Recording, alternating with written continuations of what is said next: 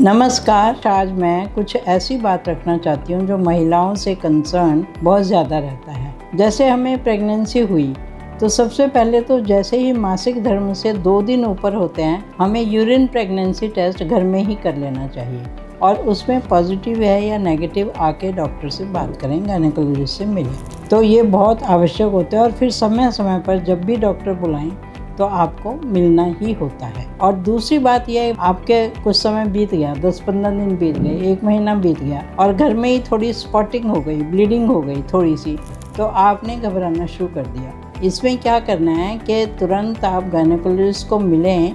इस ब्लीडिंग का हर समय ये बात नहीं होती कि गर्भपात होगा, अबॉर्शन हो जाएगी, ऐसा नहीं होता। उसके बहुत सारे कारण हैं। सबसे पहला और सबसे बड़ा कारण ये है कि अगर आपको सर्विक्स में इन्फेक्शन है या यूटीआई है या एनल रीजन में भी इन्फेक्शन है, लैट्रिन में इन्फेक्शन है, वेजिनाइटिस है, सर्विसाइटिस है, तो उससे भी ब्लीडिंग हो जाती है। तो लोकल कारण होते हैं तो वो सबसे कॉमन भी होते हैं, तो भी ब्लीडिंग होना संभव है। तो उसको हम एकदम ये ना लें कि अबॉर्शन होने जा रही है। डॉक्टर से मिलें तो आपको ध्यान में आ जाएगा कि कारण क्या है, क्योंकि वो आपको पूरा एक्सप्लेन करेंगे और टेस्ट करा के जो भी बीमारी होगी उसका इलाज करेंगे। दूसरा ये होता है कि कई बार बच्चा यूट्रस में फिक्स होता है, इम्प्लांट हो जाता है, यानी उस इम्प्लांटेशन के समय भी थोड़ी सी स्पॉटिंग होना कोई बड़ी बात नहीं है। तो वो थोड़ी सी स्पॉटिंग अगर होती है तो भी हमें डरना नहीं होता। और फर्स्ट 3 मंथ्स में, क्योंकि अभी प्लेसेंटा बनने की प्रक्रिया में होता है, प्लेसेंटा जहाँ से भोजन मिलता है, उस बनने की प्रक्रिया में भी थोड़ा सा हार्मोनल चेंजेस रहते हैं, तो उसमें भी स्ट्रेस हो जाता है यूट्रस के ऊपर, तो थोड़ी बहुत स्पॉटिंग हो सकती है।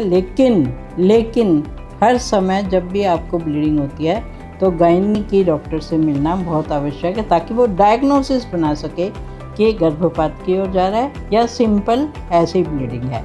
कई बार एक और कारण जो कि मैं बहुत इसको स्ट्रेस देती हूँ कि विटामिन डी, B12, हीमोग्लोबिन कम होने से भी, कैल्शियम कम होने से भी यूट्रस में ब्लीडिंग हो सकती है। क्योंकि यूट्रस का भोजन अगर ठीक नहीं है, यूट्रस का भोजन क्यों ठीक नहीं है?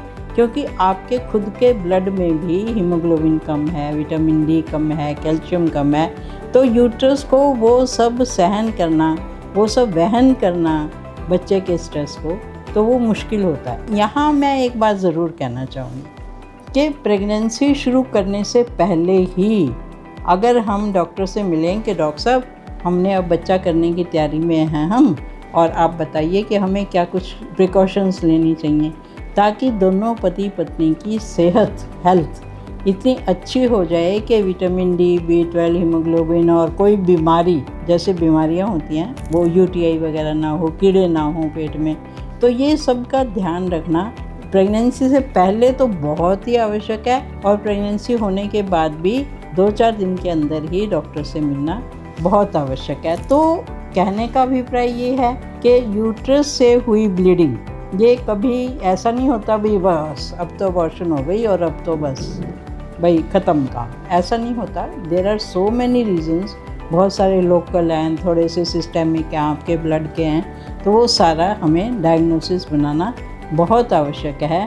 इसीलिए आप शुरू में ही, असल में तो प्रेगनेंसी होने से पहले ही, नहीं तो प्रेगनेंसी होते ही 2-3 दिन के अंदर गायनी की डॉक्टर से अवश्य मिलें और ज़रूर दिखाएं, ये बहुत आवश्यक है। धन्यवाद।